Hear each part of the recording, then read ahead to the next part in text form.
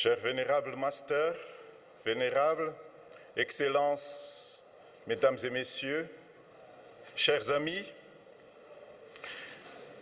l'acte constitutif de l'UNESCO stipule dans sa préambule Your Excellencies, the que les guerres prenant UNESCO naissance dans l'esprit des hommes, Convention c'est dans in l'esprit its des hommes preamble que says doivent that être as élevées les défenses de war la starts paix. in the minds of Et men, aussi it's in the minds of men that we que must start building peace. l'incompréhension And mutuelle des also peuples a that the toujours été, au mutual cours de l'histoire, understanding between à peoples l'origine de la has suspicion, always been de over la history méfiance the root entre cause nations. of suspicion and distrust Leurs between désaccords nations. ont trop souvent Their dégénéré disagreements en have guerre.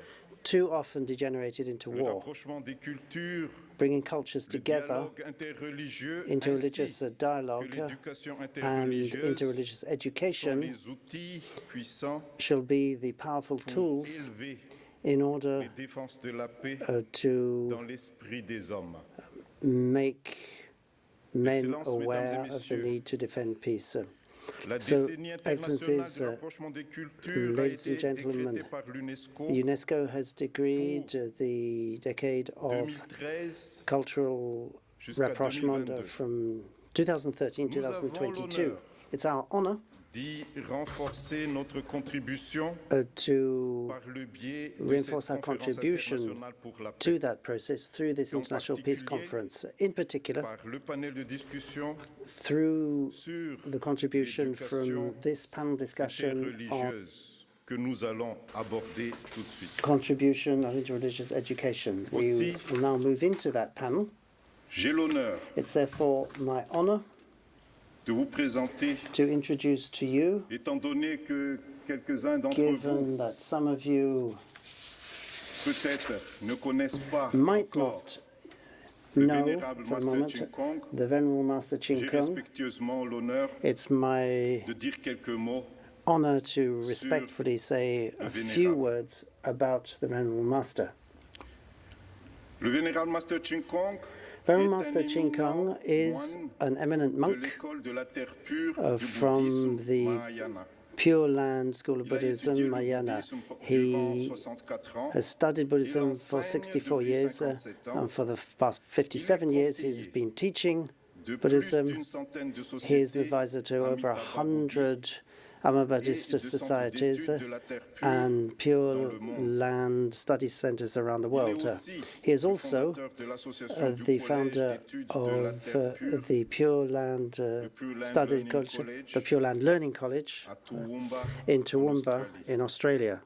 Pour ses actions et ses efforts pour aboutir à l'harmonie interreligieuse, He has made le vénérable efforts Master Ching to Kong achieve a obtenu interfaith le education, titre de and docteur for his honoris efforts, causa et he professorat has become a Professor and Doctor décerné par Honoris Causa, l'Université du awarded Southern Queensland by Southern en Queensland Australie University in et aussi Queensland, par Australia, l'Université d'État and islamique also by the Islamic Hidayatullah University, à Islamic Jakarta, Stadium Indonésie. in Jakarta in Indonesia. Master Ching Kong est aussi le patron Master Ching fondateur Kung is also honorable the honorable du Centre founder pour l'étude de la paix of the et Peace du Study conflit à Study l'Université de and Queensland. conflicts in Queensland actions University. Menées par The le actions vénérable Master Ching Kong à l'UNESCO undertaken ont by commencé Master Ching en Kung here in 2006 UNESCO started in lors de la 2006 célébration du during the 2550e anniversaire du Bouddha celebration of Buddha's 2550th Ses anniversary. actions continuent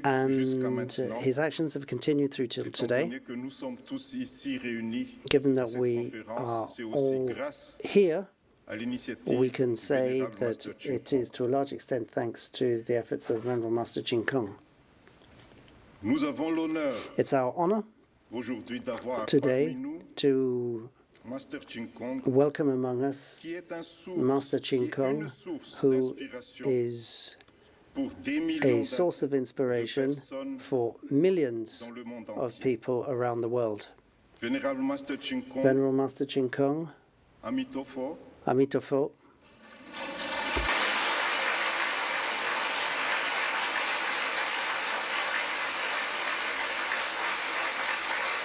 je vous invite would you be so kind à prendre la parole. as to come up and speak to us? I respectfully request.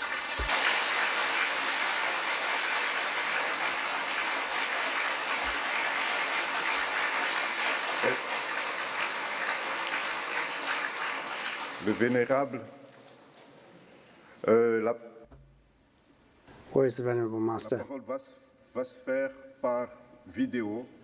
Donc, on va envoyer le vidéo. I'm Et après, told le vénérable Master Ching Kong va nous rejoindre sur scène.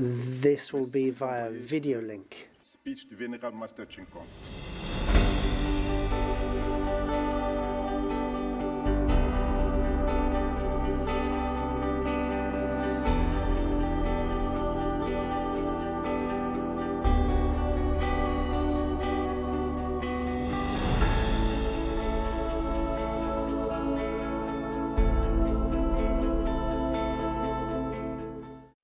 尊敬的联合国教科文组织总干事科波瓦阁下，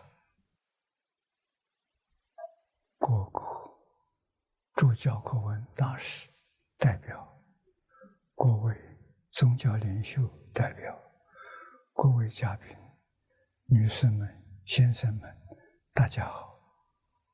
今天我们感到很荣幸，能够在联合国教科文组织总部共同探讨多元宗教教育与和谐，这是一个意义深远的话题。今日社会乱象丛生，如何才能够恢复世界的安定与和谐？只有将宗教教育发扬光大，才能真正解决问题。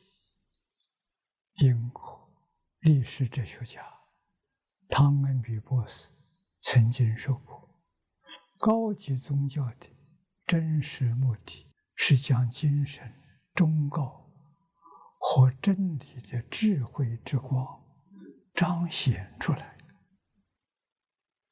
这与中文宗教的定义有异曲同工之妙。在中文，宗有3种意思：主要的、重要的、尊崇的。教是教育、教学、教化。宗教2个字合起来，就是人类主要的教育、重要的教学、尊崇的教化。宗教是人类不能缺少的普世教育，他所教导的是爱与和平，是伦理、道德、因果的教育。特别是宗教教育教导世人认识宇宙一体的事实真相，令人成圣成贤，其重要性无与伦比。因此，宗教教育确实能够解决各种社会问题，为世界带来安定与和谐。爱的教育，一切宗教核心价值观就是爱。这种神圣的爱是天性使然，它是人类一切善行的源头。天主教说，你们应该彼此相爱，如同我爱你们，你们也应该彼此相爱。伊斯兰教说，安那是至数的、全能的。锡克教说，我心中珍惜超过一切的乃是爱，它使我在尘世享有永恒的生命。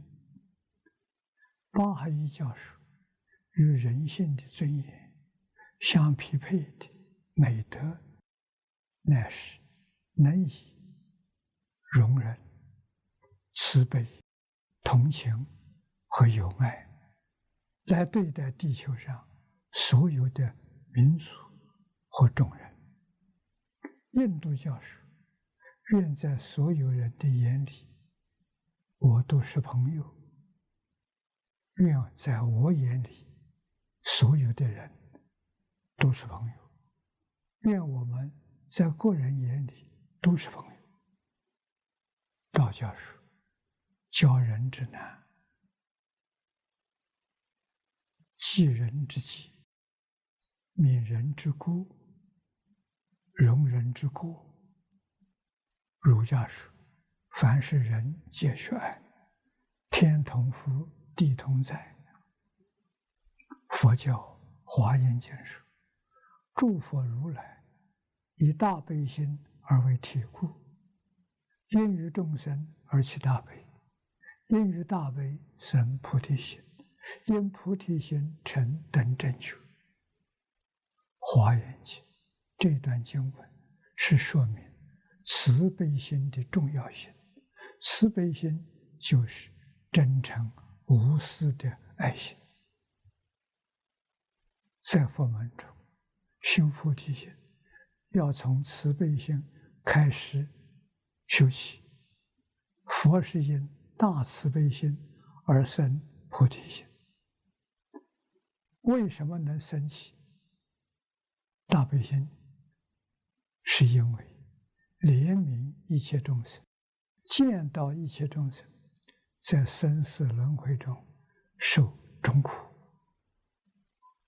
因此佛就以平等无二的大悲心普度一切众生。这就是圣者所实现的仁慈博爱的真心。伦理教育，伦理教育指导人们如何处理好各种人际关系，是人生的必修课。基督教说，神说当孝敬父母，又说咒骂父母的必致死他。爱兄弟要彼此亲热，恭敬人要彼此退让。你们做丈夫的要爱你们的妻子，不可苦待他们。印度教说，真正的妻子忠实于她的丈夫，男人的一半是他的妻子。勿轻火，敬神明，敬父母之责，奉母如神，奉父如神，奉师如神，奉客如神。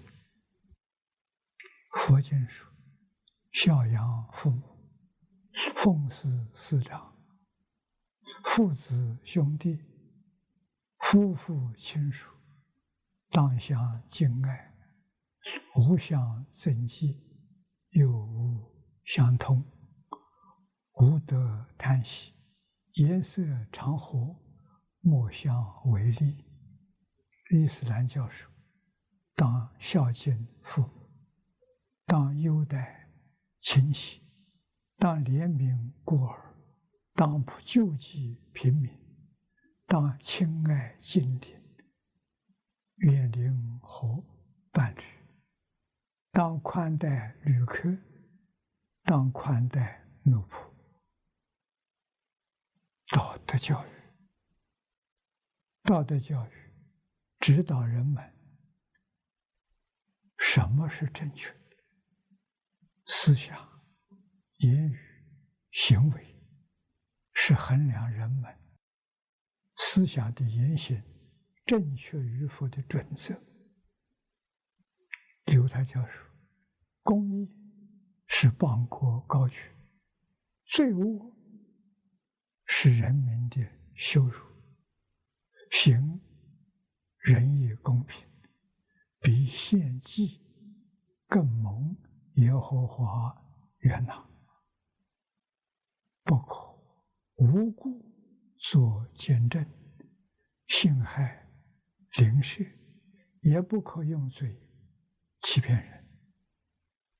犯罪的第一步是邪念，二是轻视别人，三是傲慢，四是蛮横，五是容耐，六是嫌恨，七是言露凶光。道教说：积功累德，慈心于无，忠孝有悌，正己化人，以悯人之胸，要人之善，济人之急，救人之危。八一教说：不要为自己的事情奔忙，你们要全神贯注于能使全人类获得幸福，使人类心灵或灵魂纯洁的事物上面。佛教说：十善业道，何等为十？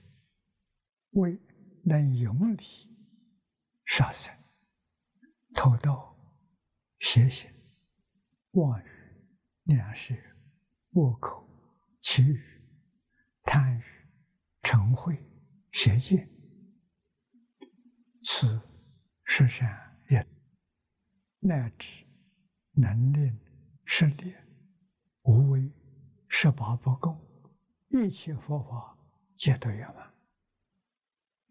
恒以布施、持戒、忍辱、精进、禅定、智慧六度之行，教化安利众生，助于无上真正之道。因果教育，因果教育教导人们善有善报，恶有恶报的因果法则，使人们趋吉避凶，改造命运的指导原则。儒家说：做善降至百祥，做不善降至百殃。惠敌己，从逆凶，为影响，积善之家，必有余庆；积不善之家，必有余殃。天主教说：他的凶恶必反转到他自己头上，他的横暴必降落在自己的顶上。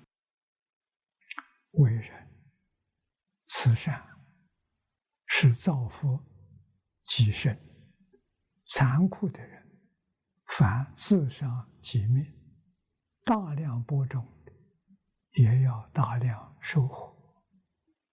基督教说：恶人有祸，他必遭灾难，因为要照自己手所行的受报应。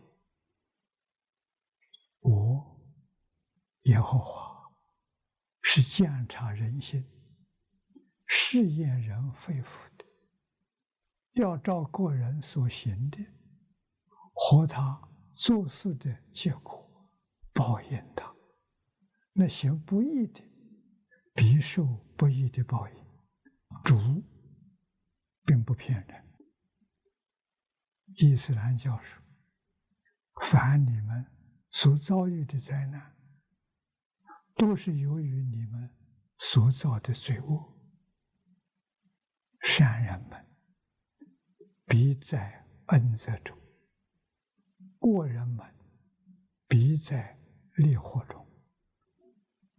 行善者自受其益，作恶者自受其害。一体的圣贤教育，成圣成贤，是宗教教育的终极目标。因为每个人本来都具备成为圣贤的潜能，只是被妄想分别执着遮盖了，暂时不能显现而已。基督教说：愿众人都合而为一。父啊，愿他们在我们内合而为一，就如同你在我内，我在你内，为叫世界相信，是你派遣了我，为叫他们合而为一，就如我们原为一体一样。伊斯兰教说，人类原是一个民族。我安那的慈悲是包罗万物的。天主教说，我们彼此都是一身的肢体。犹太教说，要爱人如己，我是耶和华。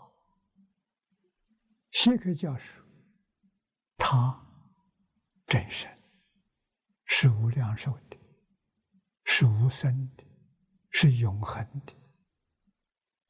它的存在，乃是一所真实不朽的真谛。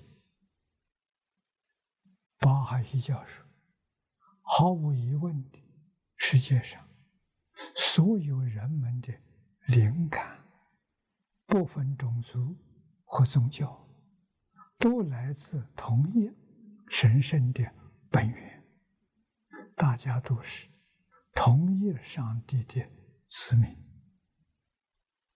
印度教说，阿朱那，且看那整个寰宇，不论是会动或不会动的事物，以及任何你想看到的东西，所有一切全部合在我之内，成为一体。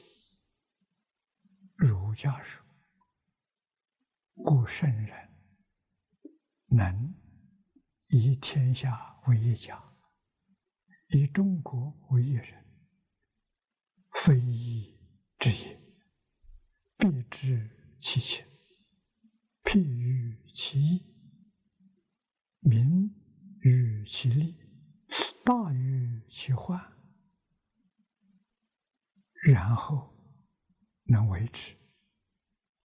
天地之塞无体，天地之率无其性，民无同胞，我无异于。道家说，天地与我并生，而万物与我为一。佛教楞严经中说，诸法所生，唯心所现，一切因果，世界为成，因心成体。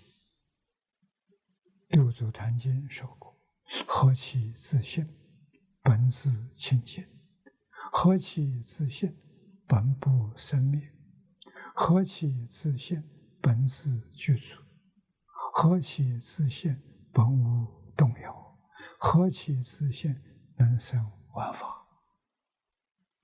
因为认识到一体，所以爱天下万物，就是爱自己，就能自自然然的为一切众生服务。如母爱子，无微不至。各个宗教的圣贤教育，其终极的目标都是教导世人回归一体，真正体会一体的观念，这是人类最可贵的德行。综上所述，我们相信恢复宗教教育能帮助世人真正放下恶性竞争、斗争、战争。人类可以把地球创造成幸福、仁慈、道德、互助合作的快乐天堂。这是一项意义深远的伟大使命。近年来，我们一直在提倡办宗教大学，培养宗教教育积极的人才。现在，英国威尔斯3一圣大卫大学准备设置活学博士学位，请各宗教领袖推荐25位博士生，深入学习自己的宗教的教义，同时也聆听其他宗教的教义。几年之后，希望成立宗教学院，乃至进一步成立宗教大学，培养出各宗教的传教士，在网络、电视台讲解宗教经典，全世界都能收到。希望将宗教教育的理念发扬光大，团结各宗教，造福全人类。这是宗教教育对世界做出最杰出的贡献。如同汤恩米博士所言，有着不同历史的民族、文明以及宗教将融合成为一体，成为整个人类共同的传承。这一天终将到来，这也是我们全人类共同的理想与愿望。最后，虔诚祝愿宗教教育普遍全球，带来社会安定，人民幸福，天下太平。谢谢大家。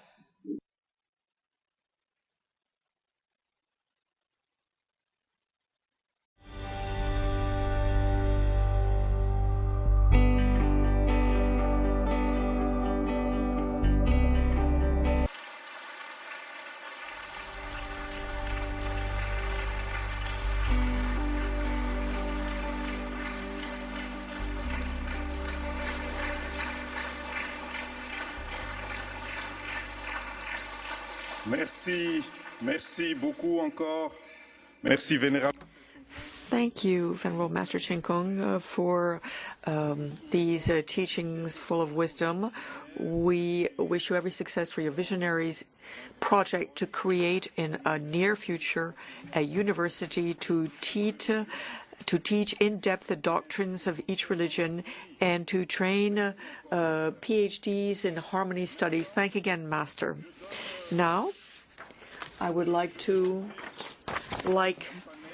ask the members of the panel to come up to the stage. Very respectfully, I'd like to ask Venerable Master Ching Kung to come up to the stage.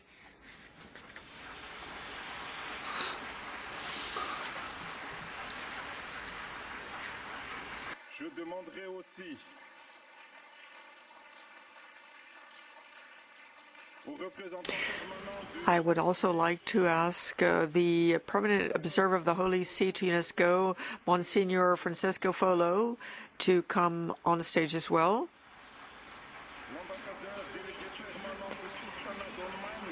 The Ambassador and Permanent Delegate of the Sultan of Oman, Her Excellency Dr. Samira Mohammed Musa Al Musa.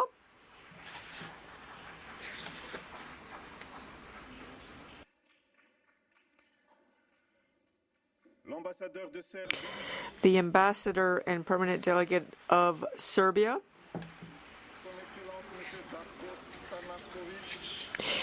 His Excellency Mr. Darko Tanaskovic, the Ambassador and Permanent Delegate of Angola, Mr. Sitan Sadisi José, Ambassador and Permanent Delegate of Kuwait, His Excellency Mr. Mishal Hayat,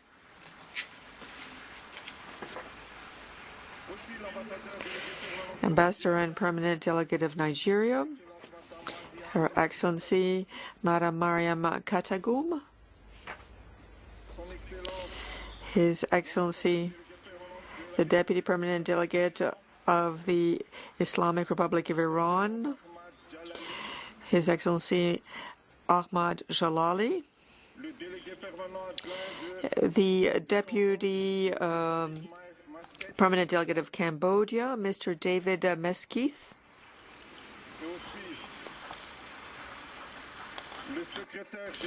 and the General Secretary of the Félix Houphouët-Boigny Foundation for Peace Research in Côte d'Ivoire, Mr. Jean-Noël Loukou.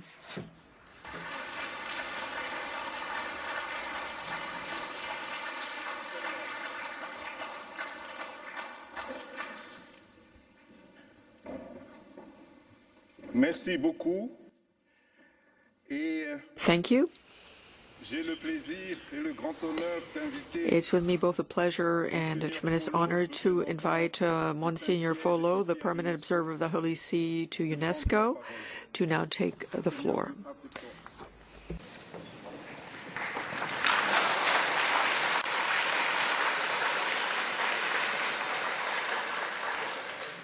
C'est très difficile, chères excellences, Excellencies, vénérables maîtres, venerable masters, dear friends, it is very difficult to speak after the beautiful testimonial that we've heard and seen as given by the Master.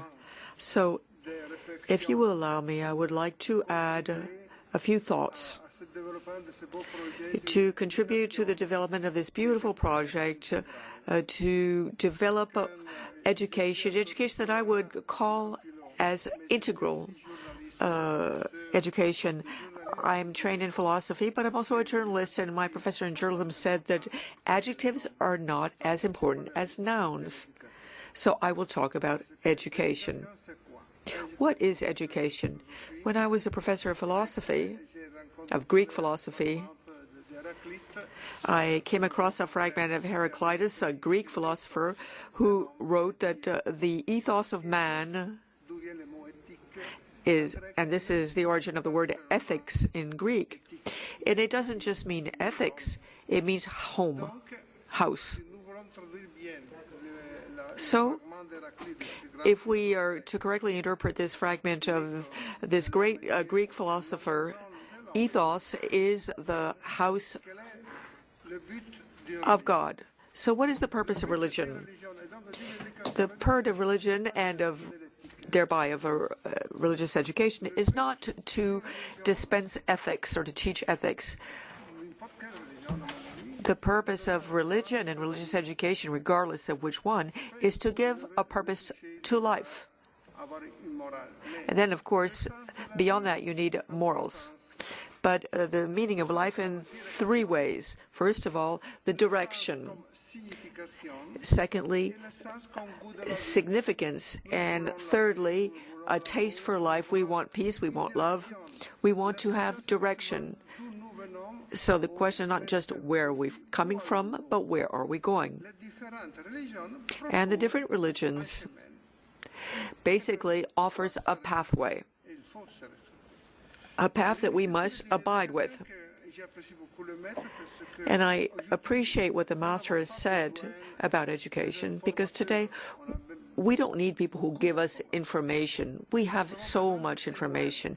What we need is witnesses, people who bear witness. And what touched me most, especially in the video we just heard, is that we essentially heard from somebody who was bearing witness. The witness is somebody who sets an example for us to follow, to share, to think about together. So I had prepared a text in 10 pages, and obviously I will not be reading it all. But I would like to share some thoughts with you. following these comments by the Master. What is education? Education is not just knowledge. To educate is to introduce to life a new generation. There is a physical generation, and the Master gives us a spiritual generation. How do we come into life? And here I'm not suggesting that we engage in a philosophical discussion, but first of all, we have to start from the tradition that is ours. We have to give ourselves and to our children a knowledge of the tradition into which they were born. Christian if they come from the Christian world, Buddhist if they're from the Buddhist world, and Muslim if they come from Islam, or non-believer. So you basically need to start from a tradition. The first reality that is encountered is tradition, and I need to know my own tradition. Then I need a master, and we have a great master who helps us to grow in this tradition. And I will call this master an authority, not in the sense of an authority who gives orders, but the word authority comes from the Latin, and it means to make grow. So the importance of a master is not that he is dispensing information. Today, with a computer and through internet, we have so much information, but so few masters. And a person who helps us to grow basically metabolizes the information that we receive. So we have a tradition, an authority, somebody who helps us to grow. And this is why I respect the Master, because he helps me to grow in my human form and my humanism. And the third thing is true for young people, but for everybody. It is verification. I can propose to you what I believe in, but I have to set out the criteria so that a choice can be made. True religious education is free. It's free. You can either take it or not take it. So this is what I call the whole education that touches both the soul and the body, the meaning in the sense of a philosophical thinking, but also meaning in the sense of having a taste for life. We are human beings, and we inhabit our bodies. So the problem of education is to have people who can bear witness, who help us to understand the tradition in which we find ourselves, who are an authority, not because they're imposing something upon us, but because they help us to grow and they help us to verify or to check. That is the education that I believe in. That's what I advocated when I was a professor, and I still am a professor, a teacher. If we are to grow in harmony and peace, we need to start from our tradition. And there is respect here. I don't think there's a clash of civilizations. There's a clash of ignorance. And I have learned a great deal up until now. We're always learning.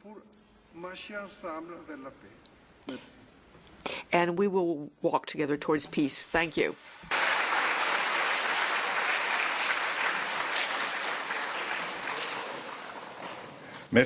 Thank you very much, Monseigneur.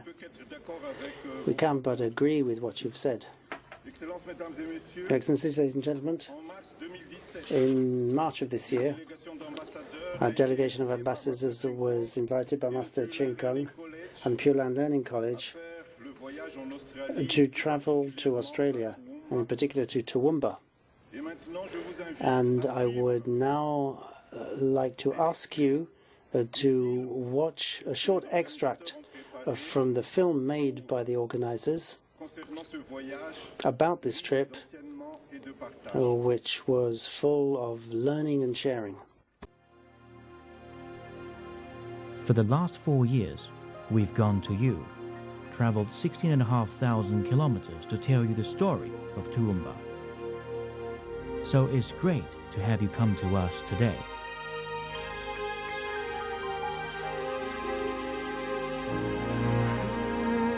It has been a privilege to have this opportunity to show you how Toowoomba models peace and harmony.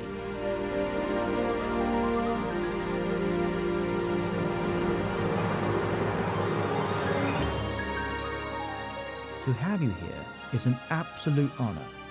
I and others on behalf of the traditional custodians of the land welcome you to our city, Toowoomba.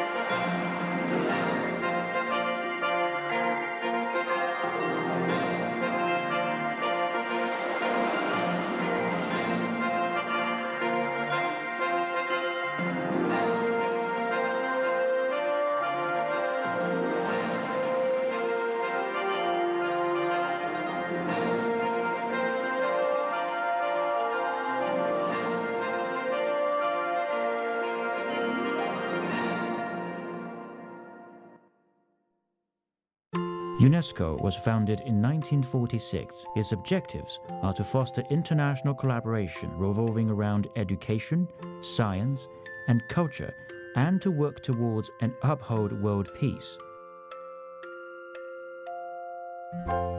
In March 2017, the UNESCO ambassadors from Angola, Cambodia, Côte d'Ivoire, Kuwait, Madagascar, Nigeria, Oman, Serbia, Yemen, and other distinguished guests traveled from Paris to visit Toowoomba, a model city of peace and harmony.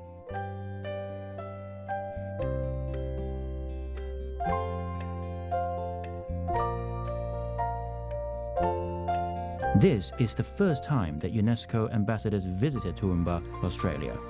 They were warmly received by the Mayor of Toowoomba at Wellcome Airport, where the Mayor happily shared Toowoomba's harmonious experiences with them. Toowoomba is a welcoming city. We are a city where there is diverse backgrounds. They live together harmoniously through acceptance, through mutual respect, and through compassion. Our cultural diversity has always been part of our history, it's part of our character, and it's also part of our strength. Toowoomba is a growing population, and it comes from some 118 different cultural backgrounds, with more than 10% of the people who are in our community currently having been born overseas. Linguistically, we speak more than 100 different languages, and we practice many faiths. Seeing all the smiling, welcoming faces of those greeting them, accompanying them since they landed in Australia, even of those just simply being around, the ambassadors were touched and amazed. The Nigerian ambassador said she believed everyone's humility and helpfulness would bring us closer to the world peace we wish for.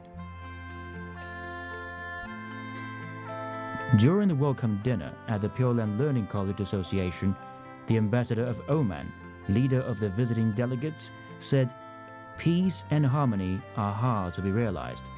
Though we have been talking about it, very few believe in it. However, one has to believe in it to realize it. If we could all work together, love one another, forget about hatred and discrimination, and follow the enlightenment and peace within our hearts, all impossibilities will become a reality." When we first stepped onto this country and into this city, the evidence was so explicit. I hope that this experience can enrich our hearts and we can go forward hand in hand.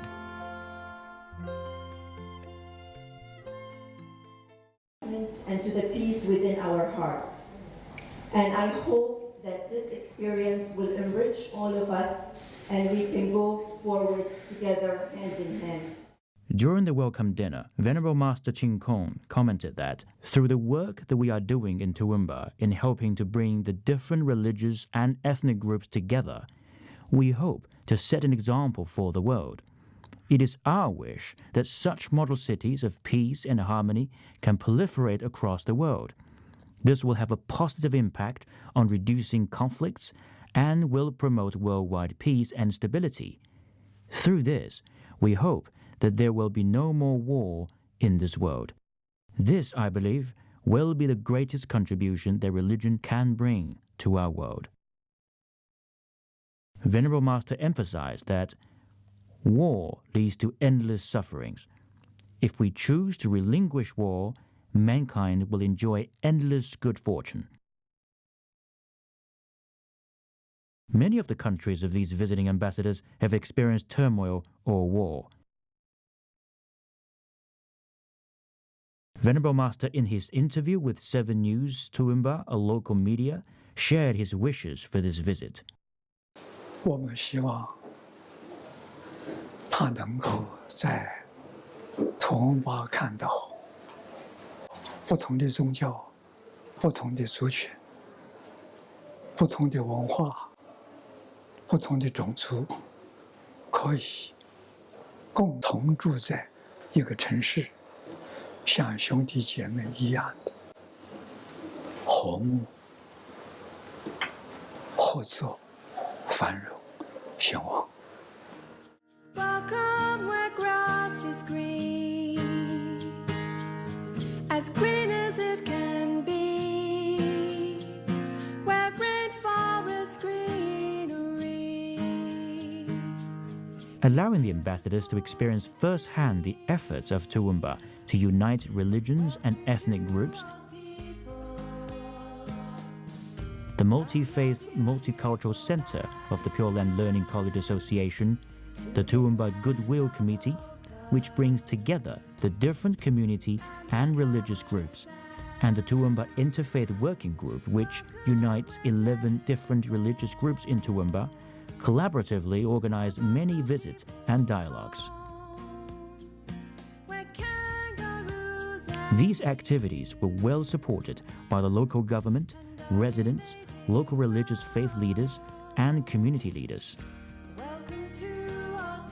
The visit coincided with Australia's Harmony Day, which celebrates the country's cultural diversity and promotes respect, tolerance, and harmony in hope of creating a sense of belonging for everyone. With such a meaningful, celebrative background, the ambassadors had a breakfast picnic at Picnic Point with the mayor, council members, and residents, enjoying the peace and harmony.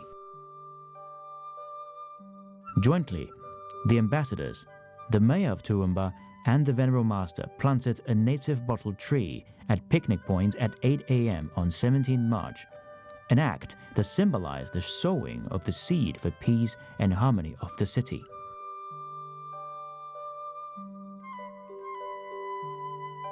This ceremony commemorated the historical visit of the ambassadors to Toowoomba. John Mintz, president of Toowoomba Together, hosted a ceremony and delivered a speech that called for everlasting peace for future generations. Harmony and recognizing the richness of diversity can raise our community to the model city of prosperity, peace, and happiness. Is that not a great goal for ourselves and for our future generations?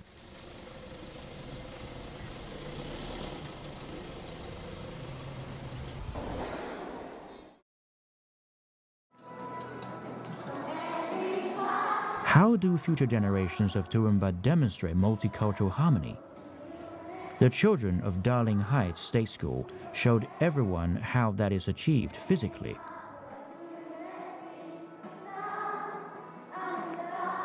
The students are from over 40 countries. In celebration of Harmony Day, the students dressed up in their respective national costumes and in their own local language greeted everyone with hello. Hello, China.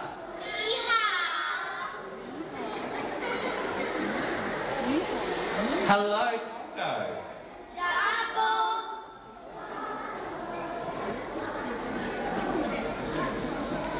Hello, the Democratic of Congo.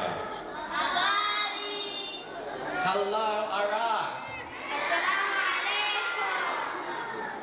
Hello, Libya.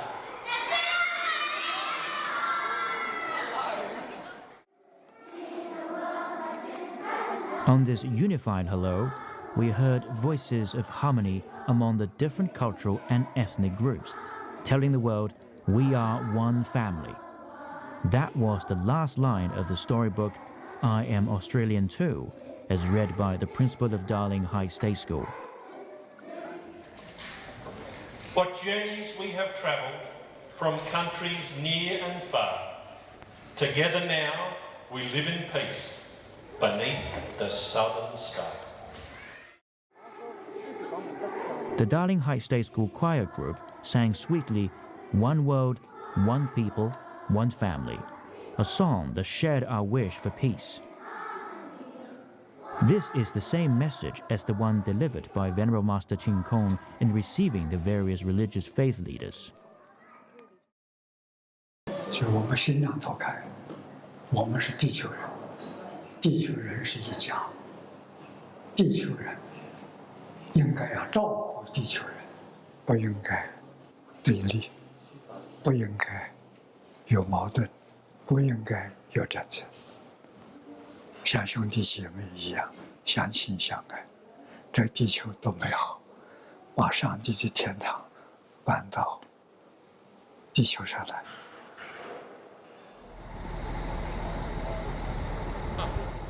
To bring the residents of Toowoomba together like one family, the Toowoomba Goodwill Committee over the last few years has connected with people of all walks of life, collaboratively organized forums, visits, and exhibitions to provide learning opportunities. Such activities provided the community and different faith adherents a platform for common interaction. The visiting ambassadors joined a public dialogue, similar to those organized many times previously. Representatives from the indigenous peoples, local government, religious, business, educational, and social groups, and youth share their experiences and contributions toward the building of the model city of peace and harmony.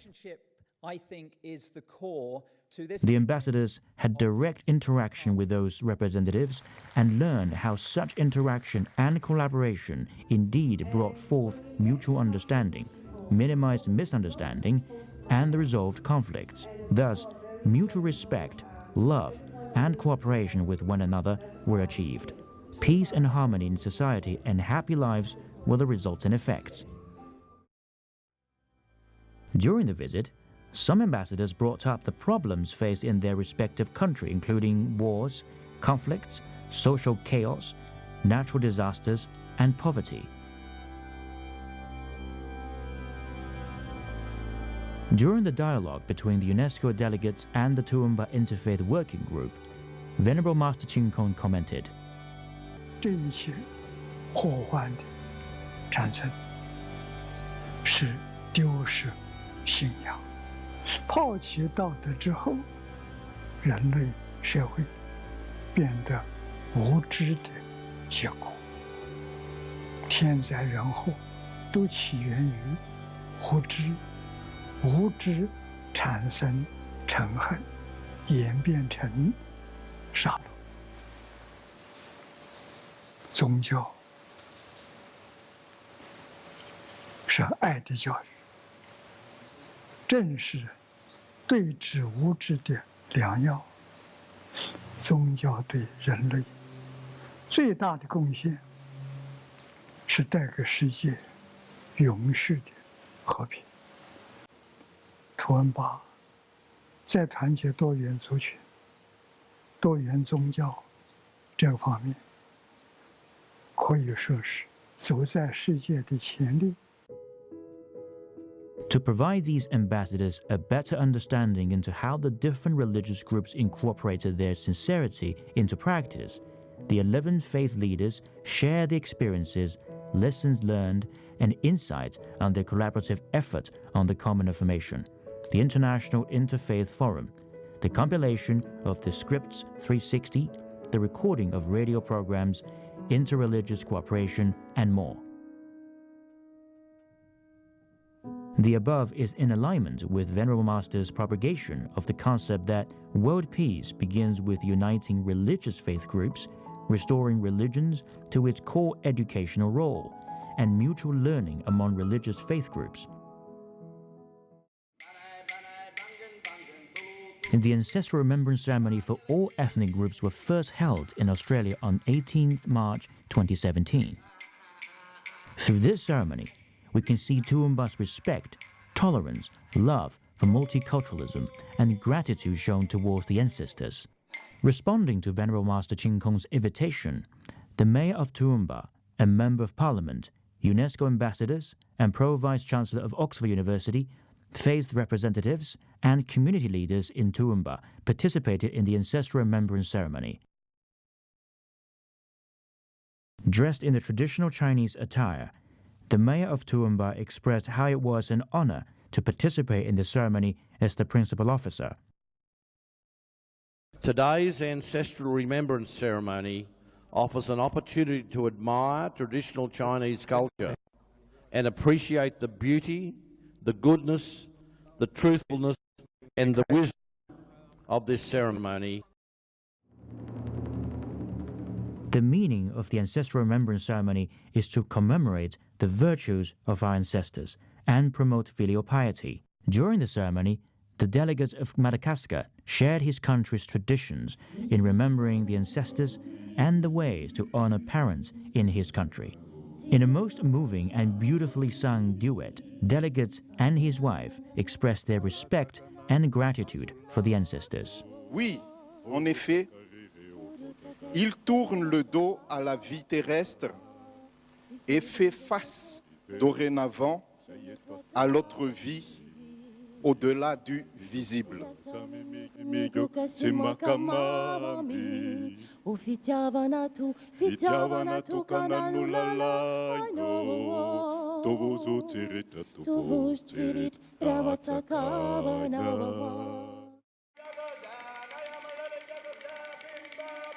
During the highly educational ceremony, Venerable Master Ching Kung commented, "The ancestral remembrance ceremony allows people to always bear in mind their ancestors' teachings, yielding in all thoughts, not contending, and thinking of the happiness and benefits of all beings. We are all inhabitants of one earth.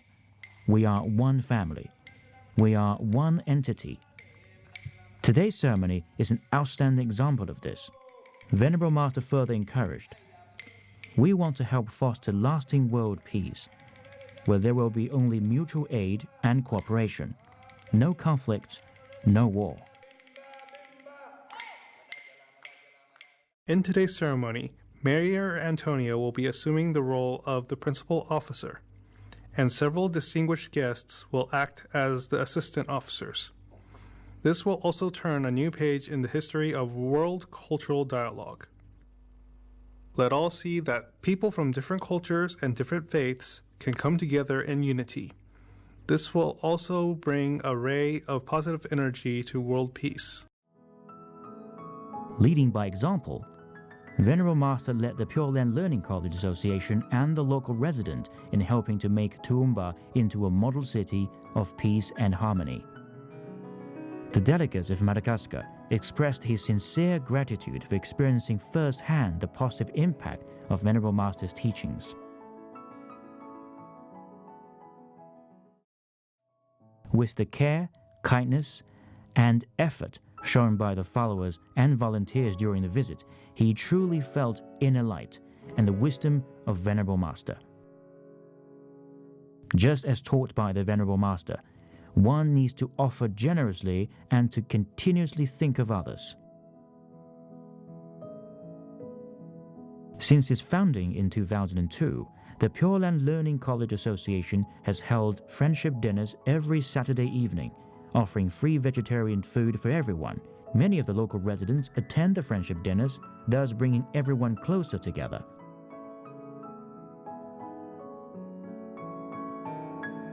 The Friendship Dinner on 18th March 2017 carried a special meaning. More than 500 people, comprising representatives of all walks of life and local residents, attended a farewell function for the ambassadors. While a lavish vegetarian dinner satisfies everyone's appetite, varied performances brought by the local residents and Chinese acrobatic troupe from China did not fail to keep all entertained. I've always known the people of this community are talented, but it isn't until you bring everyone together to showcase our music, our dance, our theatre and our culture that you truly see what sets Toowoomba apart. It's our willingness to support each other in Toowoomba and in fact in Australia that makes us very different, and it's something that we ought to be very proud of.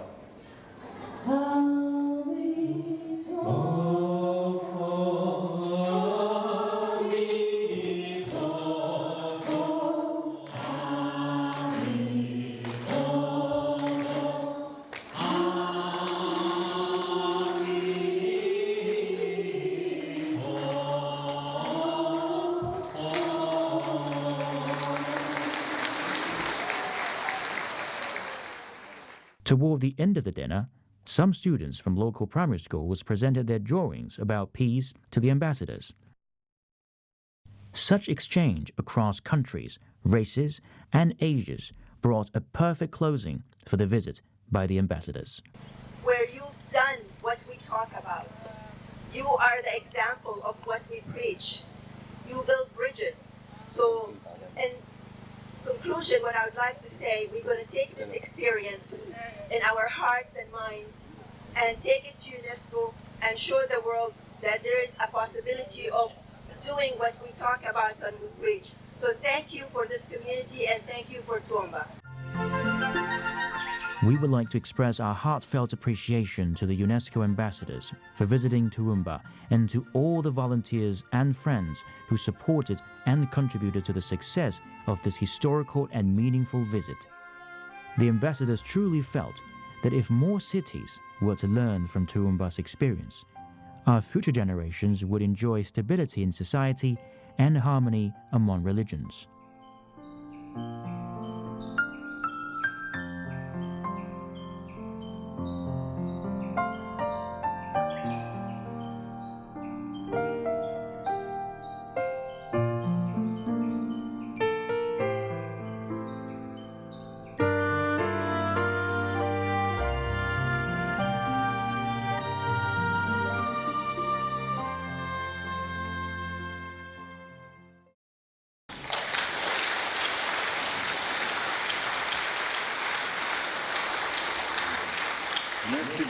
Thank you very much.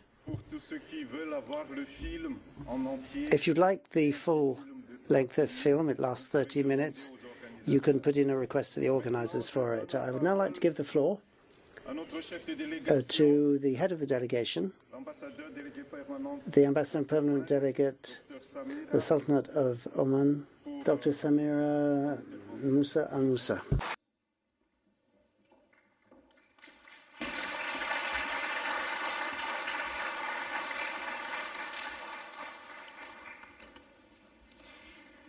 Bismillah ar-Rahman ar-Rahim. Venerable Master Ching Hong, Excellencies, ladies and gentlemen. Ignorance leads to fear.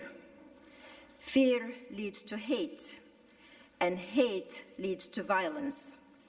This is the equation. This is a quote from the 12th century Muslim philosopher Ibn Rushd, or a verse in Latin says it all.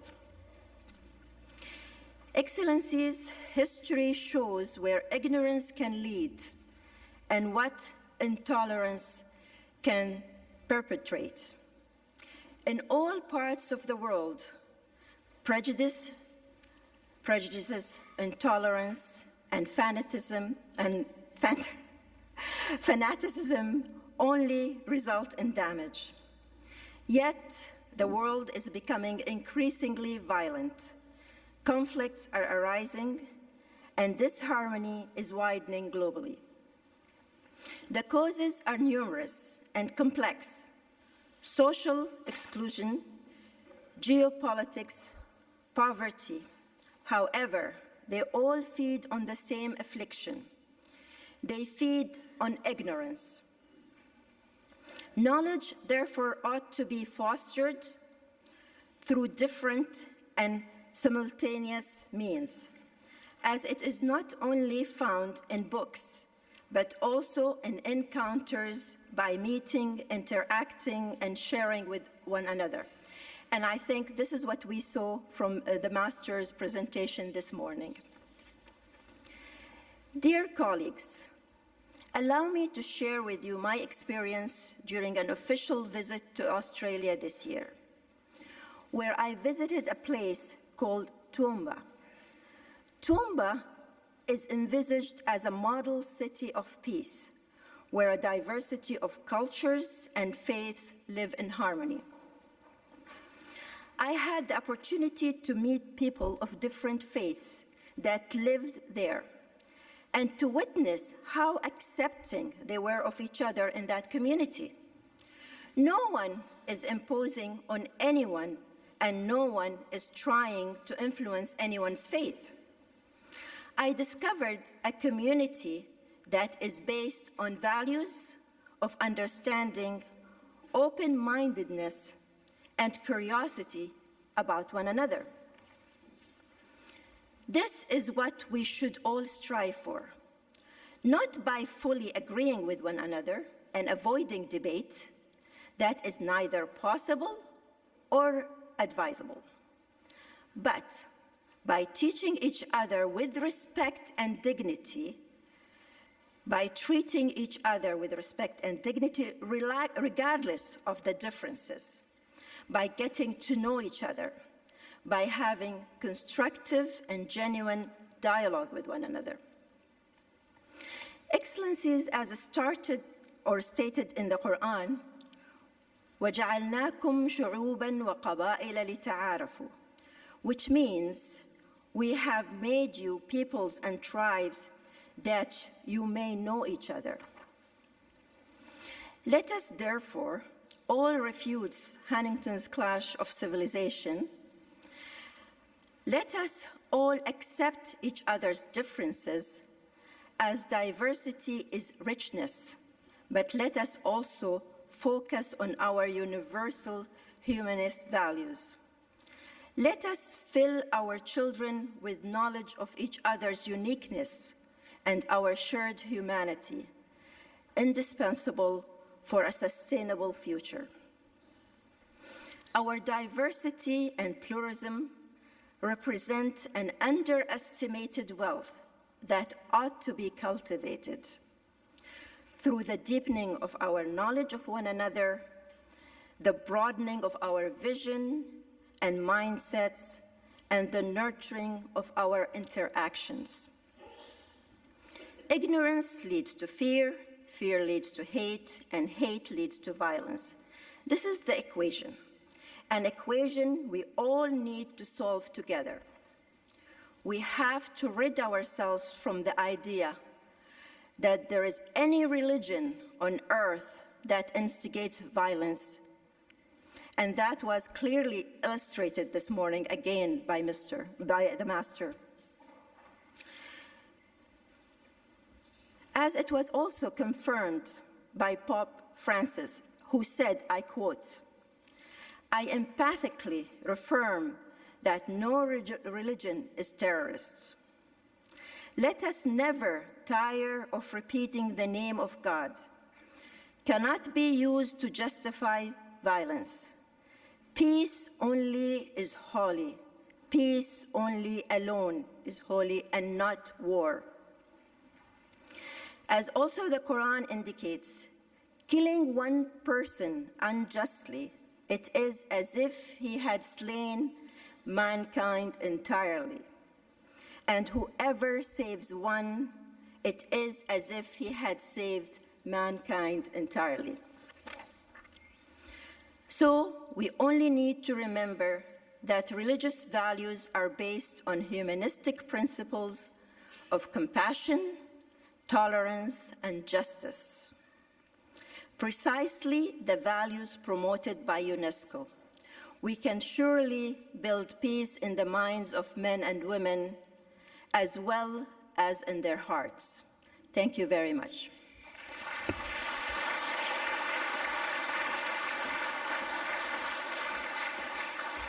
Merci beaucoup, Excellence. Maintenant, je donne la parole à son to Excellence His Excellency Darko Tanaskovic, Ambassador and Permanent Delegate of Serbia to UNESCO.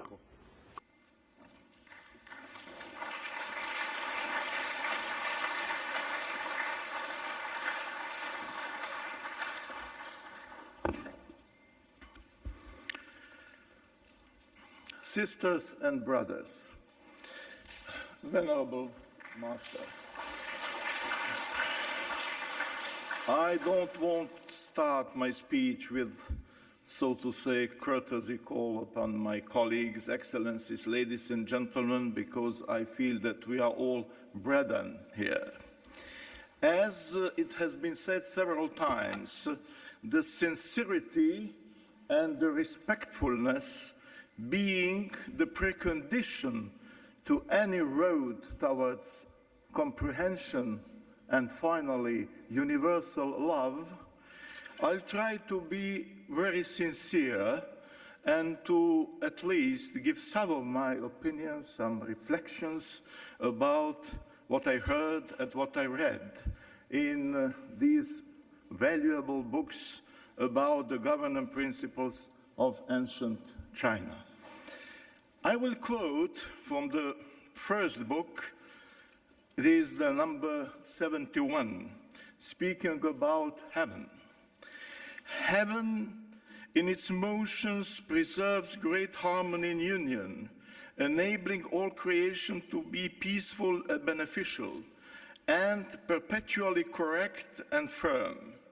Heaven creates all things on the earth, and made every place under its serene and tranquil.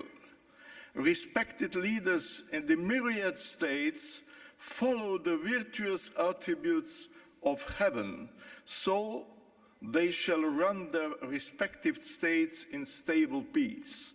We heard today about the Khan of heaven as the universally recognized leader. Well, my question is to myself, because I don't have the response. What is meant here by heaven? Is this the physical heaven or the metaphysical heaven, or it is a symbolic heaven? And then listening to the Venerable Master and his speech about the interfaith education as a road toward harmony, I was just thinking and meditating about that, what we really need. Because I must say sincerely, I believe in interfaith education, but I don't think that the models of interfaith education that have been applied until now have been sufficient to solve the problem of hatred and of overkillings in the world.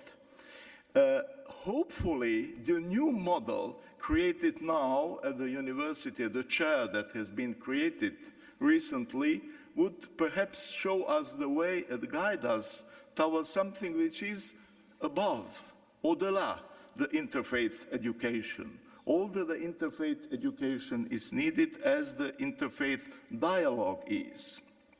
You know, the problem for me is the bitter experience we have with a lot of crimes and wars and devastations that were committed allegedly in the name of religion. Because the man is not a strong being, the man is a weak being. And to become strong, he has to do a lot on himself with the aid of sages and of spiritual guidance. Because the man, when he faces the diversity of religions, which is the reality of the world, the man is tempted to react in two different ways, both very negative and very destructive. The first is to kill the God, in the sense of the Nietzsche's admonition, that the man finally killed the God and wanted to put himself in the place of God. And this is the tragedy, especially of the Western over-secularized civilization, than either to kill the God, or the man is tempted to promote only one religion, his religion, as the absolute truth, and then to destroy other religions, to impose his own religion on others. If not possible, then I will be very sincere, and we are witnessing that even nowadays, to kill the representatives of other religions. Then, in that situation, what we need, sure, is the interfaith education and the interfaith dialogue. I prefer it to interreligious. It is not by case that it has been used, the interfaith education. But perhaps linguistically not correct. I would propose always, with the interfaith education, the overfaith education. The overfaith education. We have to go beyond. It is not by case that some authors speaking about the Sufism, the mysticism of Ibn Arabi, were speaking about supra-religious spirituality. The spirituality that goes beyond the proclaimed religions, structured religions, beyond all the churches. Now, as I am a linguist and philologist, and I am inspired by the text of the Venerable Master, I'll try to borrow a concept and the term from linguistics, because we know that we speak different languages. But there is the language, the capability of speaking. And Noam Chomsky, the famous linguist of the structural orientation, named that the deep structure of language. So we have in ourselves the deep structure of love, but we have to discover it, because it's perhaps too silent, even sleeping in us. So as in linguistics, there are so-called linguistics universals, that elements which are universal to all the languages in principle. I think that we need something that could be called spiritual universalities, because they exist. The famous historian and theoretician of religions, Mircea Eliade, was speaking about the hierophanies, different hierophanies. It means that these religious universals are coming to the people and are observed and understood as different types of the vision of the holiness of the sacred. Then we come to the love.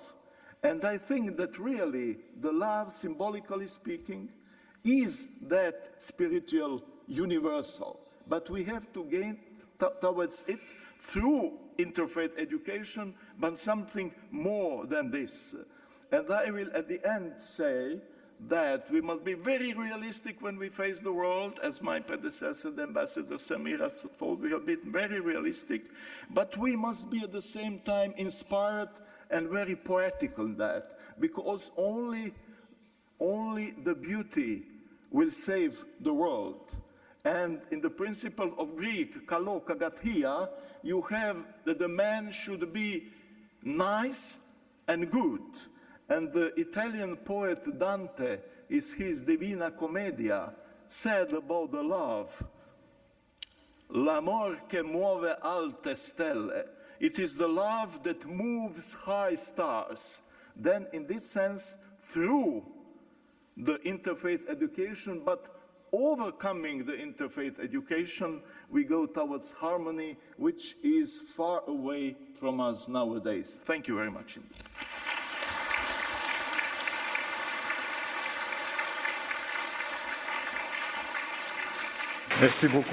Thank you very much, Your Excellency.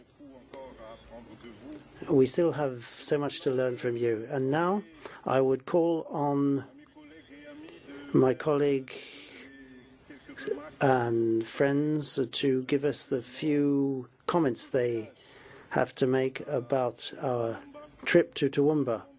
So I'll ask my brother, Ambassador from Angola. Son Excellence, Monsieur Sitan Sadisi José. His Excellency Sitan Sadi José.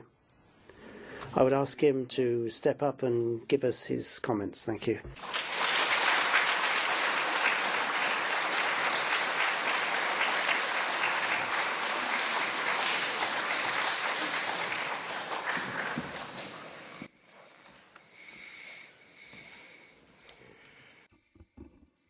Merci. Thank you very much. I just have a few brief comments, as you suggested. But above all, I would like to express my gratitude to the Pure Land Learning College organizers to give me the privilege of being in the small group that was able to travel to Toowoomba this March. I cannot but say how delighted I am to see once again our master, Venerable Master Chinkung, who has talked about the need to achieve peace and harmony through faith education, as we learned so clearly when we were there. The colleagues who will follow me, giving their comments, will doubtless underscore those aspects that struck them most during this trip. For my part,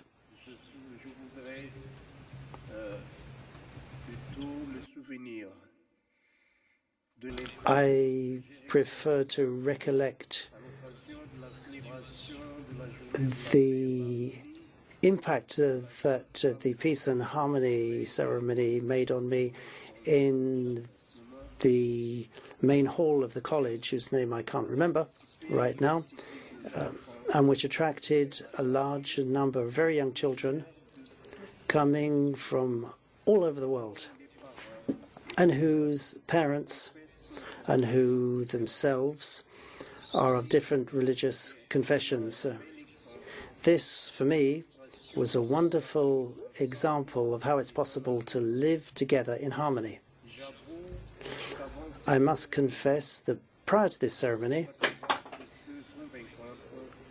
that was as convincing as it was fascinating, I was struggling to understand the meaning of the message of Master Ching Kung, talking of peace, oneness of religious doctrines. It's quite clear that these wonderful children, learning together the virtues of respect and sincerity and love and solidarity, these children, therefore, that spend all their time together in the playground, when they leave school, out in the street, in the urban community of this mystic city, where the mix and intermingling of religious beliefs underpins the feeling of peace and social solidarity. They will doubtless be able to play the role of universal peace soldiers throughout their life. The second thing that I took away was the way in which this success is contributing to the academic performance of a local university. And this has been the case since the start of the work by the creators. So let me reassert once again my determination to contribute to Toowoomba and other Australian universities and be part of this wonderful adventure with the Faculty of Social Science and religious research in our country, so that together they can enter into religious research to identify the best possible pathways for implementing this experiment in completely different social context, but where churches are aware of the need for ecumenical sharing and the quest for peace that we achieved with difficulty some 15 years ago.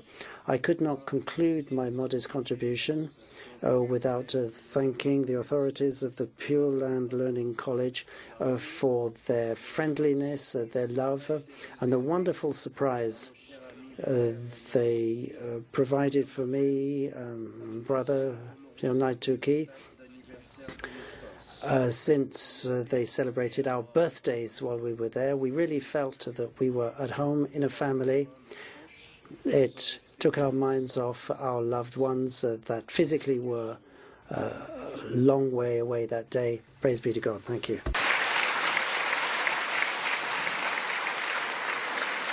Merci beaucoup.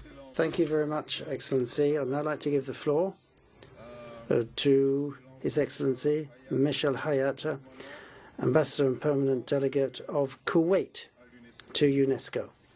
Excellency, you have the floor.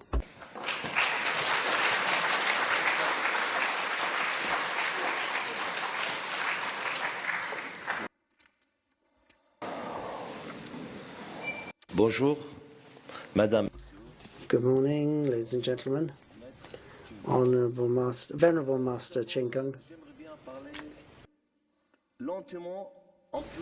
I'm going to speak briefly, and I think my friends and colleagues have said everything that needs to be said, but I want to add something about my own personal experience. Let me give you a few of my personal impressions from this trip that I could perhaps call the most rewarding and illuminating trip of my whole life, either personal or professional. I have to say that I felt a deep attraction to this town, Toowoomba, in general, but in particular the center of the Venerable Master. And I have no words to explain how this worked. Whenever I'm with my ambassador friends, we always talk about Toowoomba, comparing it to others, saying Toowoomba is unforgettable.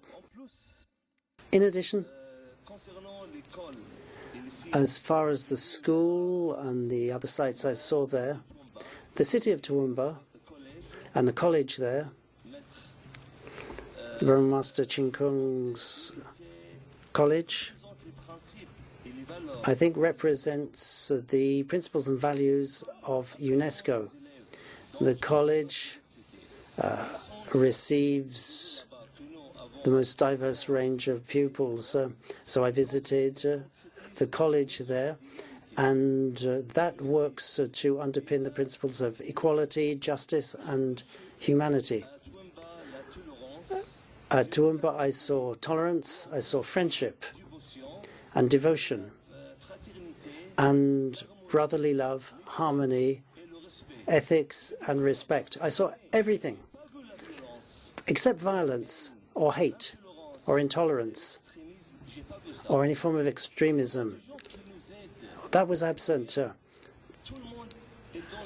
People helped us for no reason whatsoever. They were always trying to do what the government said. So I just wonder, what did the Master do with them?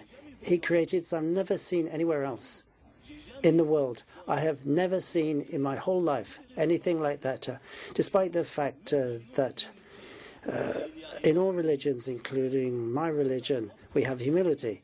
The cousin of the Prophet Ali said, people are your brothers in Islam, and therefore we are all one. I was so delighted to have made that trip. It's unforgettable, and this is speaking from my heart. Thank you so much.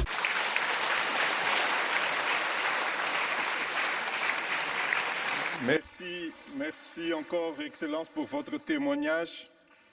And now I would like to invite Mrs. Mariam Katangum, Ambassador and Permanent Delegate of Nigeria, to take the floor.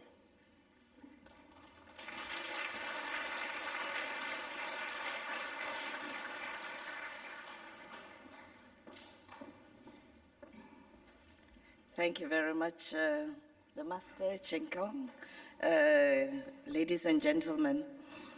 For me,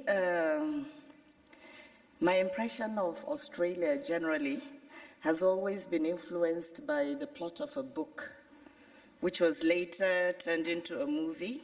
This is a book that was authored by Ethel Pedley with illustration by Frank Mahoney, probably around 1899, but it was turned into a movie in 1924 and 1977. And it was the story about Dot, a little girl who got lost in the Australian outback.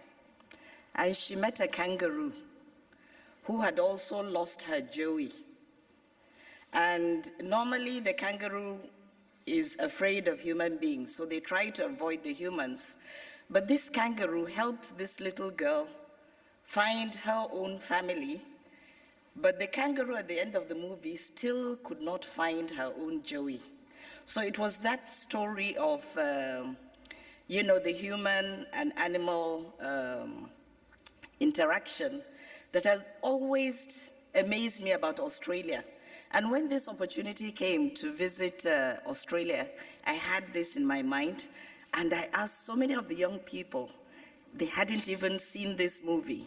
So I was recommending to each of them, go to the internet and look at this movie called Dot and the Kangaroo. And this movie always brought back to me this spirit of volunteerism that I saw in Australia, and particularly with the young people that we interacted with during our visit. And I did make mention of it, that it's one thing that I found very amazing. I'm still trying to find an understanding of what made these young people from different, well, young and old, from different professionals, leave whatever it was that they were doing to come and make us happy, make us comfortable, make us feel at home in Australia. And I was particularly happy this morning. I saw the guide that was assigned to us during our visit. I saw her in this room. I know she's a student somewhere in the UK, but she turned up again this morning. So thank you very much to all those volunteers, and I hope you find meaning in your service to humanity. The second point I want to talk about is the serenity that's reflected in the education system that we saw in all the schools we visited in Toowoomba. And it demonstrated the recognition of equal rights and opportunities in the education system, and generally what defines the Toowoomba region as a place of opportunity for all. The last but third important thing I discovered is this respect for ancestral ownership of the land.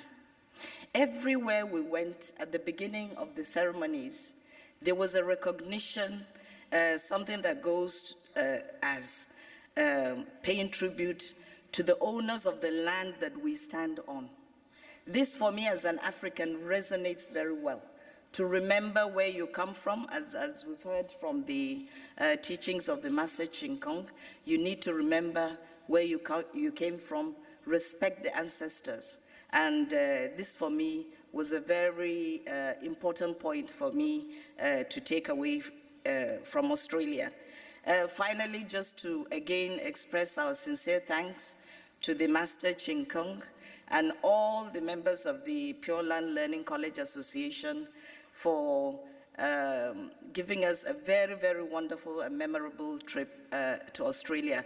We hope one of these days, we in our different ways will be able to invite him and the members of the Pure Land Learning Association to visit our own countries and our own parts of the world, so that we may share and further exchange in this journey towards service to humanity. Thank you.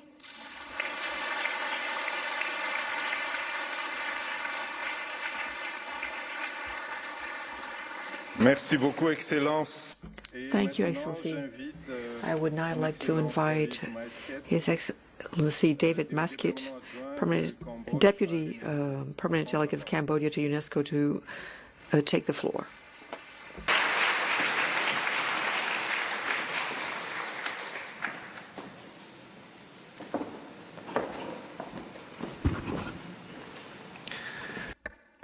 Mesdames et messieurs, Ladies and gentlemen, honorable ambassadors and permanent representatives, I would like to say, first of all, that I'm very pleased to be amongst you today.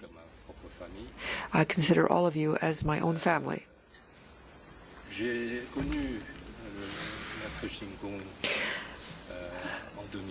I met Master Ching Kung in 2006, and his remarkable assistance reminded me with a picture that I was present in 2006. So it's a double privilege to be with you today. I also wanted to talk about the trip to Toowoomba. I'm very pleased to have been part of the trip alongside these outstanding ambassadors.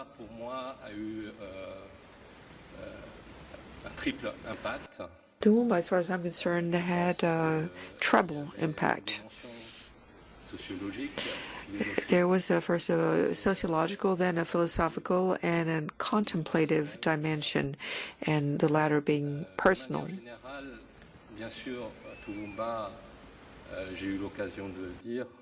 Generally speaking, Toowoomba, as I've had occasion to say, is truly a city of tolerance, love, and peace.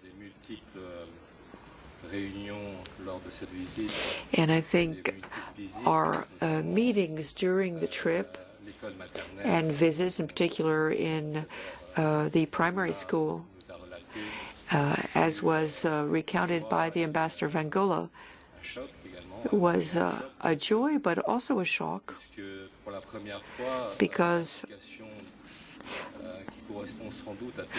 it was the first time that this application of all religions, whereby we say that the diversity is actually a gift and is a source of happiness. And I had also observed while we visited the school that which is aspirational for all religions, that diversity was in evidence in the school, and in a way it was a lesson in morals and humility for all of us. I could also share with you my impressions about Toowoomba as a city of tolerance. There really is a dialogue between the different communities, and I saw this firsthand. There's a spirit of peace, and this is something that I shall remember.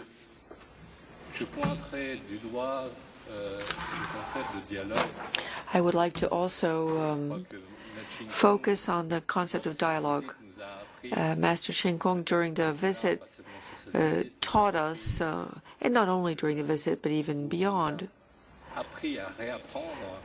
taught us how to learn again how to dialogue. And that is dialogue amongst ourselves. Because the diversity of humanity and humankind sometimes makes dialogue difficult. But once dialogue is initiated, it facilitates a great many things.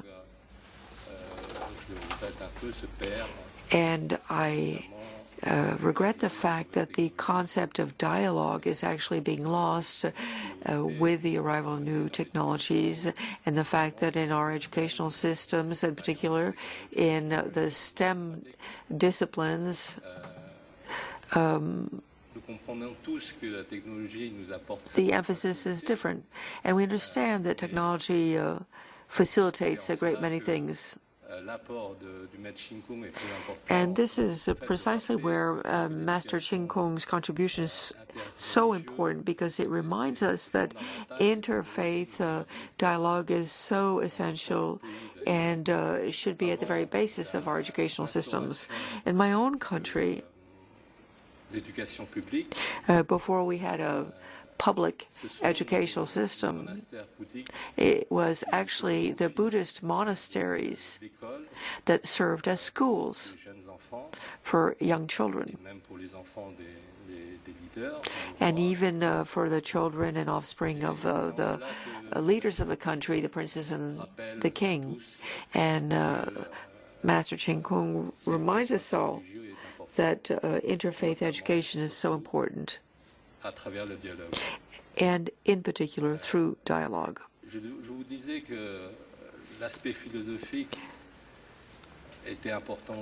I said that the philosophical dimension was important.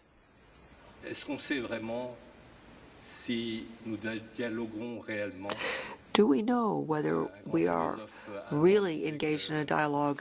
A great German philosopher said about the ancient Greek philosophers who said that what we read of the ancient Greeks, do we understand it in the way they meant it? So dialogue and interfaith education raises the question of whether we are truly thinking the way our ancestors thought, be they Chinese or Greek. And I think that's a wide open question. And in this regard, I fully support Master Ching Kung. During this first visit with him, I learned a great deal myself. And that's why I say there was also a contemplative dimension to the visit for me. I think that the city of Toowoomba could be characterized as a city or a town of meditation, because I truly wanted to meditate when I was there. And now to end, because I don't want to take any more time, even though I would have things to say. Pure Land College, it contributes a lot to all of us. I hope that it will be sustainable, and for this I have full confidence in Master Ching Kung. Thank you. Merci, merci David. Thank you, David. And now, merci David. Et maintenant pour to end with our remarks by ambassadors, I would like to invite His Excellency Ahmad Jalali, Ambassador Extraordinary and Plenipotentiary, Permanent Delegate of the Islamic Republic of Iran, to take the floor. Merci.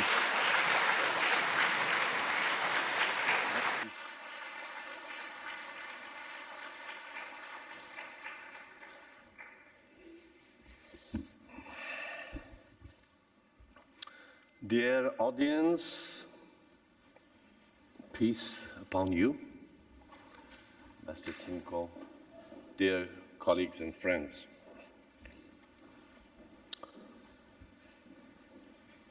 Unfortunately, I missed Toowoomba trip. I was supposed to be there, but I missed that. But my colleagues told us about it, and we saw it. It was described by a colleague, the city of peace and tolerance. Ambassador Follow from Vatican, he told us that we do need to know our tradition. And a master, an authority, in the way he meant that, an authority not to rule, but to help us to grow. And this, by tradition, when he mentioned ethos, the home, its relation with ethics, I don't want to repeat, but by tradition, he explained what does he mean. And I think he made a very, very important point, that when we talk about this tradition, it does not mean sticking to it to create a line for otherness, that I am this is my identity, my tradition, and you are on the other side of the line, therefore create otherness. He precisely mentioned what does it mean to grow under the authority and why we should have that tradition. If we don't have that tradition, and if we don't know it, it is as if we don't know any language. In a broader sense, all of us, we heard about Ferdinand de Saussure and other linguistics. In a broader sense, a language that relates us to the world, to our life. And in that sense, that tradition mentioned by Ambassador Follow is that language. We think on that language. We can communicate. But that language shall not create a static identity. Rather, should create a dynamic identity. As I said elsewhere, an identity which become we-identity, not I-identity. And after that point, very important, mentioned by dear friend Ambassador of Serbia from this book, The Governing Principles of Ancient China. The point made was the meaning of heaven there. And he well described what heaven means there. I don't want to repeat what he said, but the meaning of physical heaven or metaphysical heaven, or no, something else. Something else which can help to create it through not interfaith dialogue, over faith, as he correctly said, a dialogue. And the main question here is the modality for its effectiveness. Okay, I have been years in UNESCO, in this podium. We talked and I heard a lot about wonderful, peaceful ideas from different religions, different traditions. Now all of colleagues are here talking about that. But it is not enough that we sit down here and we talk nice words and we hear each other. And outside of this room, in the world, at this moment, it has been for years that millions of people are lost. Home, house, life, children, education. While we are talking nice things in this room, or like this. This was the main point made by Ambassador of Serbia, that we should find a modality to create program from this belief. Mean that to create a strong will internationally. And this is what, as you heard, we hope will be the outcome of the university. This is established for that, to define and to find that modality. Otherwise, in all major religions in this world, there are wonderful quotations, as all of us know. But upon the same books and the same religion. In the history we have said that, yes, we quote that, but in the history showed that lots of art, love, affection has been created by the followers of these religions, and at the same time, lots of killing as well. Therefore, how we can create a modality to that these ideas, this wonderful piece of ideas that were put together in the opening remarks of Master Chinko, can become the source of creating program. And this is a long way that I hope that university will help us to do that. Otherwise, it will be repetition. And when Ambassador of Serbia mentioned the over-faith dialogue, I think what he means is that if you look at your faith as something that has a boundary that makes your faith separate from the other, then how can you come to peace? And he explained that over faith means that there is something that we should rely, all of us, on something which is above religion, which is above religion. And to my opinion, it is nothing but justice. Justice is a concept which is above religion. And I'm a Muslim, I strongly say, and I will argue about that justice is a meta-concept, is a para-concept, above religion. Prophets, justice, I repeat, justice is not respectful because prophets recommended that. No, prophets are respected if they can create justice. Mean that if the result of any faith is not justice, there is no respect for that faith. It is very clear in the Quran, and I'm sure in other faiths. إنا أرسلنا رسلنا بالبينات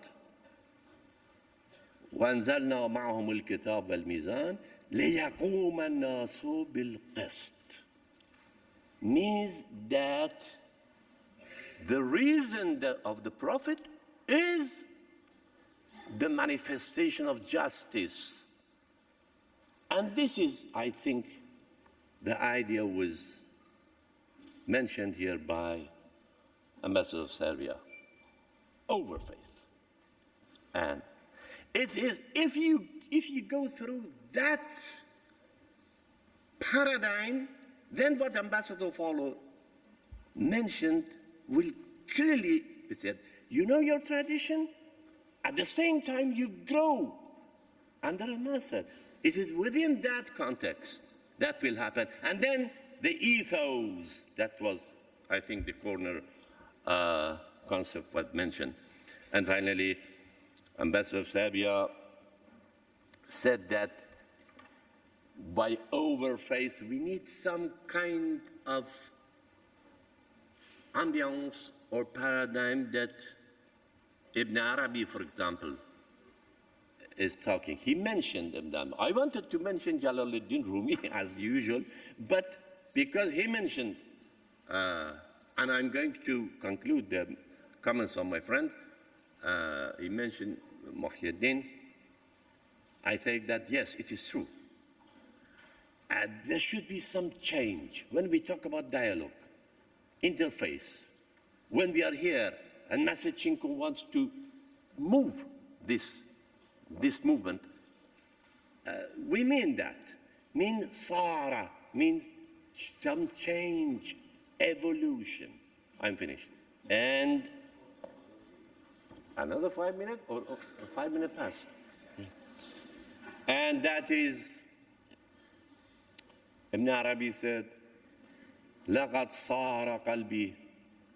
I will translate. It's in Arabic. لَقَدْ صَارَ قَلْبِي قَابِلَ كُلَّ صُورَةٍ فَمَرْعَى لِغِزْلَانٍ وَدَيْرٌ لِرُهْبَانٍ وَبَيْتٌ لَأَوْثَانٍ وَكَعْبَةُ طَائِفٍ وَأَلْوَاحُ تَوْرَاةٍ ومصحف قرآني أدين بدين الحب أنّا توجهت ركائبه فالحب ديني وإيماني. I will translate the last line only. To be short, he said that all of his transformation and evolution in his, through, traveling in his spirit, from this paradigm to that paradigm, he said that my heart now has been open and capable to receive all of these images. Why? Because now I changed my religion. I transformed it, or I made it transcendental.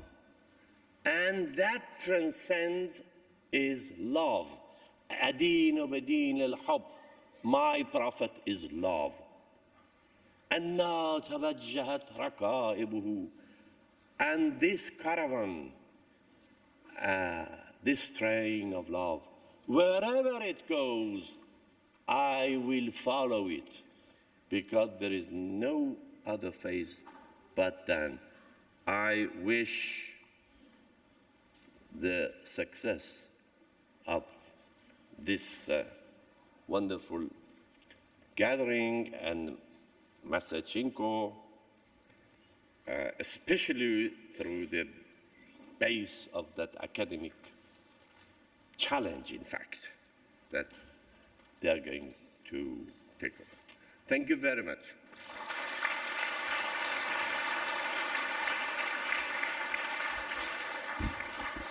Thank you very much, Excellencies. Excellences, Mesdames et Messieurs. Excellencies, ladies and gentlemen,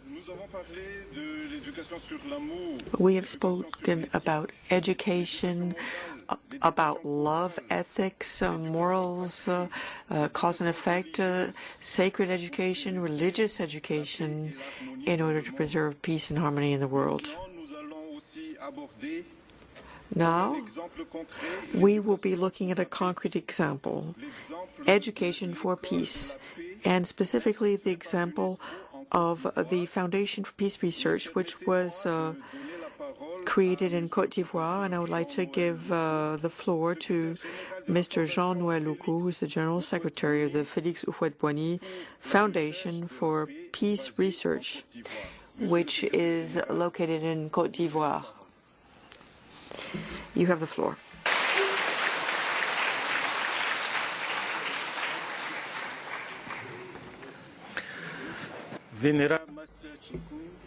Venerable Master, distinguished participants, ladies and gentlemen. First, I would like to most sincerely thank the Venerable Master Ching Kung, the Association of the Friends of the Ching Kung Foundation here at UNESCO, and the World Buddhist Fellowship to have helped us to create our Foundation for Peace Research, which is a private association that is non-profit and associated with UNESCO. This foundation was created by Félix Houphouët-Boigny, who was the first president of the Republic of Côte d'Ivoire, and a man of peace, just like the king of Thailand, Bhumibol Adulyadej, to whom we're paying a well-deserved tribute.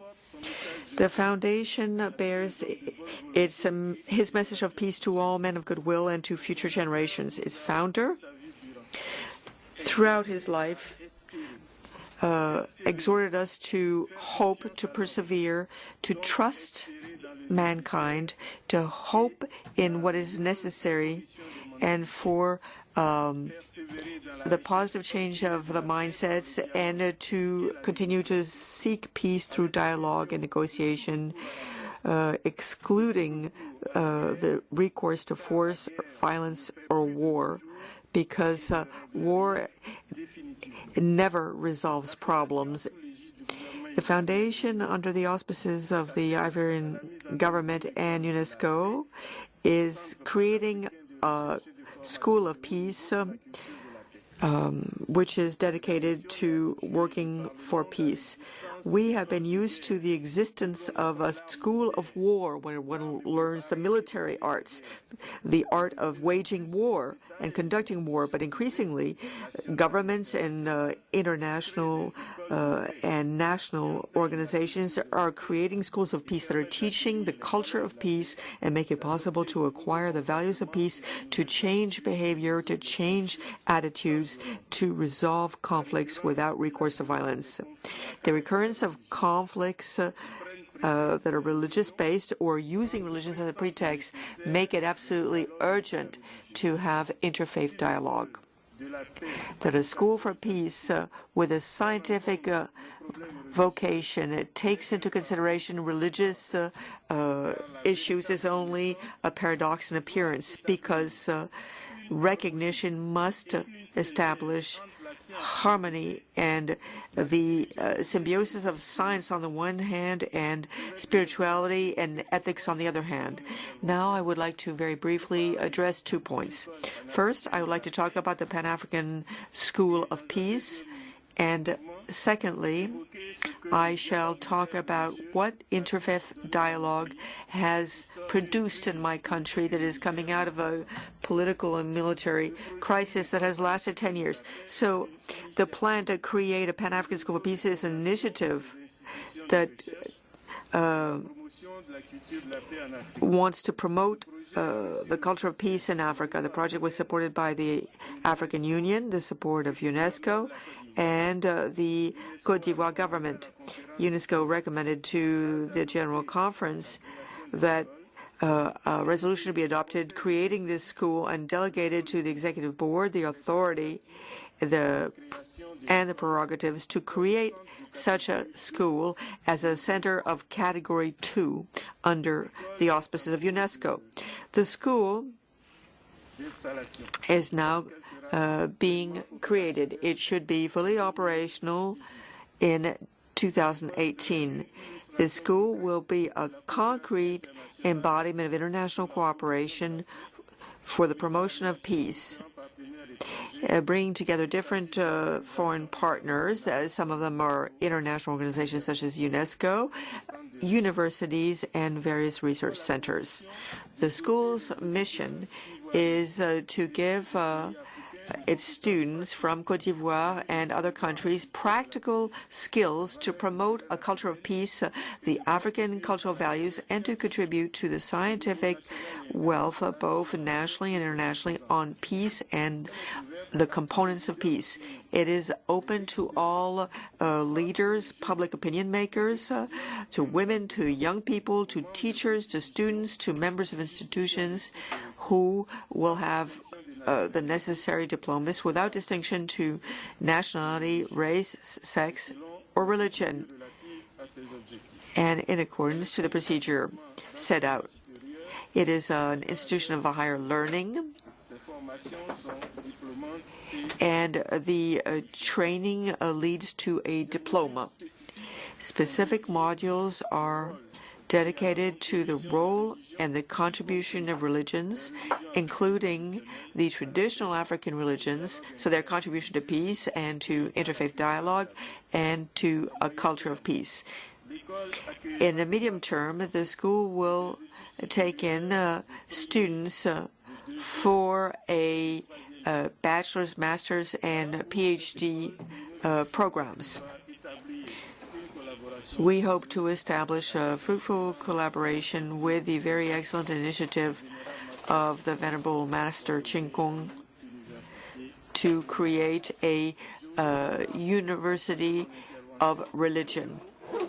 In closing, I'd like to say a couple of words about what the Interfaith Dialogue has produced in my country. As I said in my introductory remarks, my country has gone through a very large political and military crisis from 2002 to 2011. The consequences have been quite serious, and there have been attempts to manipulate religion. And all religious leaders in Côte d'Ivoire have taken upon themselves to create a structure in order to preserve dialogue between different religious leaders. This structure was created in 1997 and is called the National Forum for Religious Faith. And it brings together 15 cultural and religious groups, including Christianity, Islam, Buddhism, and just as a reminder, in my country there are 60,000 declared Buddhists and the Baha'i religion. The forum's objective is to consolidate and to perpetuate peaceful coexistence and the spirit of brotherhood, to prevent conflict through regular meetings, and to provide good information on religious faiths in order to fight against prejudice and disinformation. One of the preliminary results achieved through this interfaith dialogue was the consolidation of relationships between religions. Christians and Muslims, who represent together 2/3 of believers, have now enjoyed better, quieter relations. So, in this way, the religious leaders of all faiths have played a role as mediators in the Ivorian crisis. The interfaith dialogue makes it possible to avert the worst, even if religious cleavage still contribute to the strategies of some parties. And it has been possible to deepen spirituality and the social commitment of religious leaders represented in the Commissions of Truth and Reconciliation and Reparation for Victims. By creating a school of peace, we are basically saying that men can be changed through education. By calling upon interfaith dialogue, we are basically encouraging all believers to respect the different pathways to reach the single Creator, so that they may meet, better understand one another, and I thank you.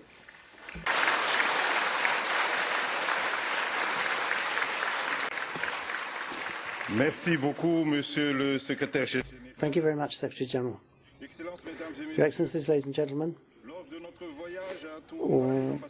during the trip to Toowoomba, the ambassadors talked about the idea of setting up a bureau, an office for Mr. Ching Kung in UNESCO.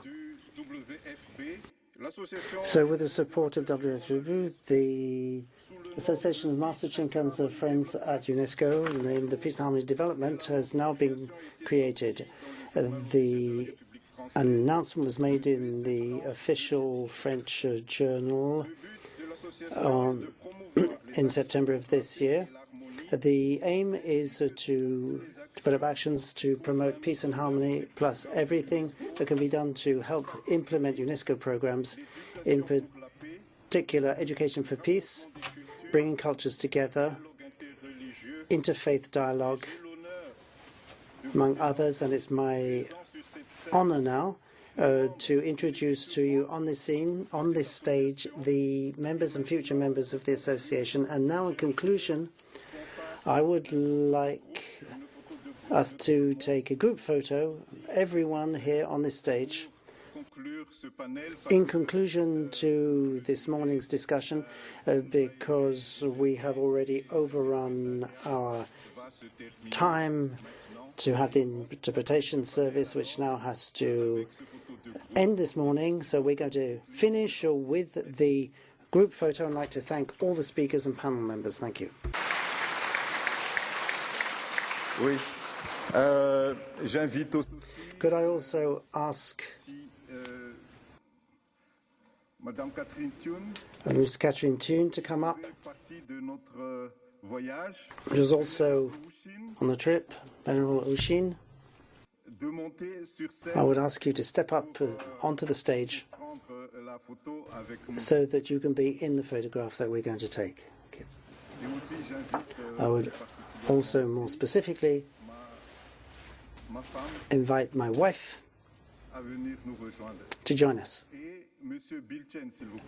Bilchen as well.